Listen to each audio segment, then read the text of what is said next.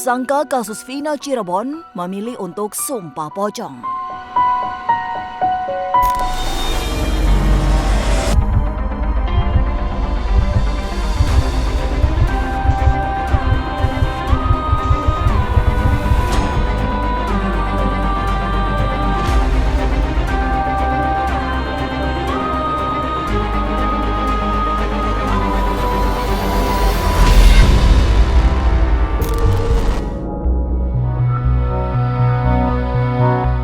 Kasus kematian Vina yang hingga kini belum berujung masih menyisakan tanda tanya besar.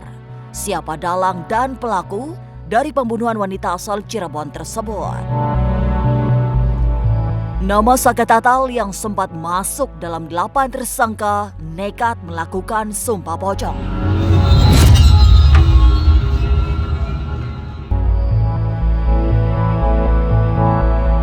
Akibat keputusan Saka Tatal, ritual sumpah pocong kembali viral dan menjadi buah bibir lantaran sumpah ini penuh dengan misteri dan hal supranatural. Sumpah keramat ini menyimpan sejuta tanda tanya akan bayang-bayang yang akan dirasakan bagi orang-orang yang terlibat. Sumpah ini sudah jarang dilakukan, namun kini kembali terjadi untuk membuktikan suatu tuduhan pembunuhan. Apakah benar sumpah pocong ini akan menjadi jalan terbaik? Sumpah pocong itu adalah suatu sumpah yang berlandaskan atas dasar budaya. Budaya Indonesia sebetulnya itu tercetus dari suatu budaya di Indonesia yang tercipta dari leluhur dan nenek moyang sebelumnya. Kalau di Islam sendiri tidak ada sebetulnya. Kalau di Muslim sendiri, kalau menurut syariat Islam itu tidak ada. Itu berlandaskan atas dasar budaya. Ya, karena bagaimanapun juga jangan dianggap sepele karena itu adalah sumpah yang bisa dianggap sakral ataupun dianggap yang cara terakhir. Walaupun orang tersebut mengaku itu benar apa yang dilakukan. Contoh nih dia nih bohong. Agar dipercayai di masyarakat yang melakukan sumpah itu. Mungkin sekarang tidak dirasakan, tapi nanti.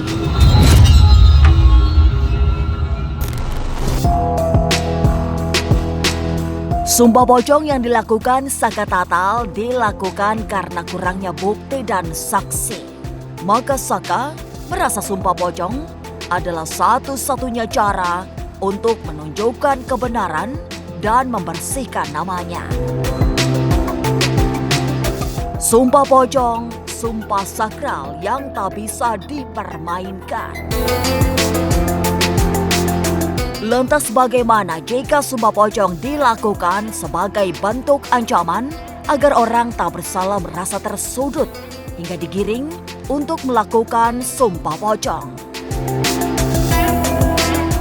Mau tak mau, sumpah pocong melibatkan adanya persetujuan dari dua belah pihak. Konsekuensinya, bila ada yang perkataannya tidak benar, diyakini mendapat hukuman atau laknat dari Tuhan. Serta orang memfitnah akan mendapatkan kemalangan serupa. Keduanya sama-sama beresiko terkena tulah jika ternyata ada yang memutarbalikkan fakta.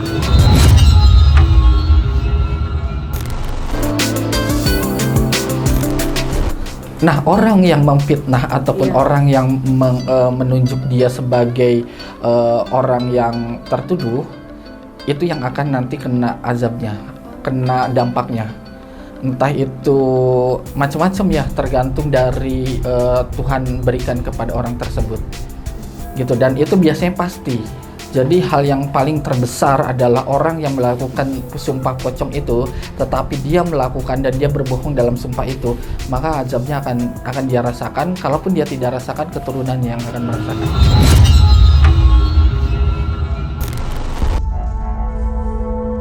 Perseteruan orang tentang perebutan tanah, kasus pencurian ataupun penyebar fitnah kerap melatar belakangi adanya sumpah pocong ini.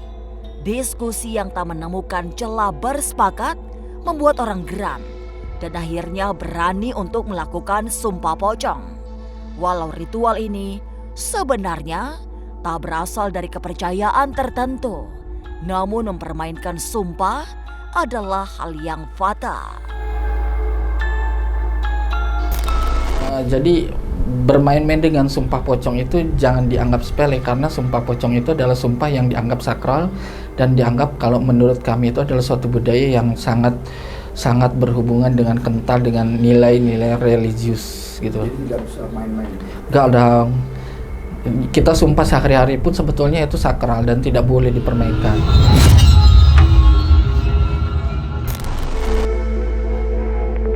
Dampak sumpah pocong memang tak dapat terlihat langsung, tapi perlahan akan menggerogoti kehidupan dan berimbas pada kesengsaraan di sisa hidupnya. Sakit yang berketerusan, biasanya sakit yang tidak ada obatnya, sakit yang seperti orang kena azab, macam-macam. Jadi kayak gatal ataupun yang ya seperti bagaimana Tuhan yang berikan azabnya terhadap dia. Variasi. Jadi istilahnya tuh ada yang benar-benar susah dalam tanda kutip rezeki atau ekonominya yang tertutup bisa. Adapun yang dikasih kebetulan penyakit ada, tapi yang pasti akan dirasakan. Menurut kepercayaan yang telah mengakar kuat di masyarakat, jika seseorang yang telah menjalani ritual sumpah pocong terbukti berbohong atau tidak jujur dalam sumpahnya, maka dipercaya akan mendapat hukuman yang berat dengan konsekuensi paling ekstrim berupa kematian yang tidak wajar. Yang paling mengerikan, sumpah ini mengikat karena bisa berimbas pada keturunannya. Karena kan manusia itu ada yang disebutnya namanya tuh hari wedal ataupun hari apes, hari naas. Nah mungkin bisa hari naas, kalaupun tidak kena sama dia, kena sama keturunannya. Jadi nggak langsung simsalabim ada kadabra kayak gitu. Karena memang pada prosesinya namanya juga sumpah spiritual gitu sebetulnya. Jadi berhubungan dengan soul, jiwa, dengan kepercayaan yang tadi saya bilang. Sama seperti kita berdoa ataupun beribadah, kan tidak langsung kita semerta-merta Tuhan memberikan apa yang kita inginkan. Sumpah pocong merupakan tradisi adat. Dalam kepercayaan Islam, tak ada sumpah dengan mengenakan kain kafan seperti ini. Sumpah pocong ini merupakan tradisi lokal yang masih kental menerapkan norma-norma adat. Sumpah ini dilakukan untuk membuktikan suatu tuduhan atau kasus dengan sedikit bukti, bahkan tidak memiliki bukti sama sekali. Sumpah pocong akan dilakukan di hadapan banyak orang, baik untuk saksi ataupun orang yang berkaitan dengan kasus tersebut. Ya pada dasarnya sebetulnya sebelum untuk melakukan ritual itu berdoa dulu dan disaksikan oleh beberapa saksi, perangkat ataupun perangkat desa, perangkat keamanan dan orang-orang yang di lingkungan yang terlibat dalam permasalahan itu menyaksikan dalam sumpah tersebut dan dilakukan berdoa dulu. Setelah dilakukan berdoa, dilakukan prosesi yang namanya bungkus tubuh dibalut dengan kain seperti layaknya di pocong kita ketika kita mau dimasukkan ke liang lahat. Nah, lepas itu dia akan disumpah dan berdoa dan mengucapkan sumpah dalam kondisi tadi yang sudah dibungkus oleh kain kafan.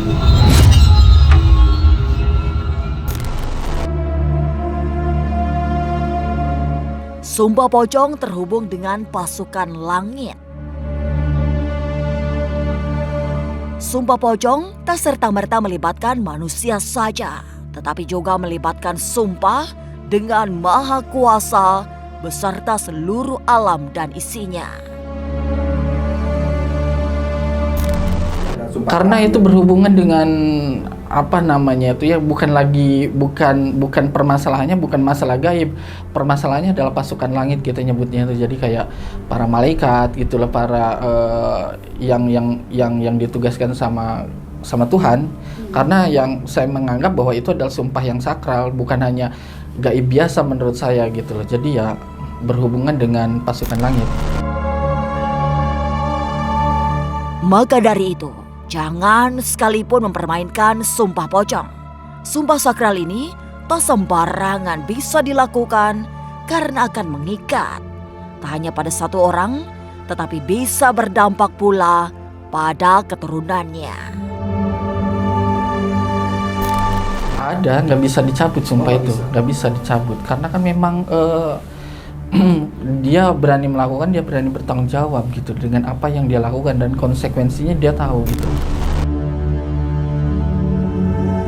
Pada kehidupan, jangan sekalipun mempermainkan sumpah, karena lisan adalah pedang tertajam yang bisa melukai orang lain ataupun diri sendiri. Sumpah bukan hanya berhubungan antara manusia, tetapi juga dengan Sang Pencipta.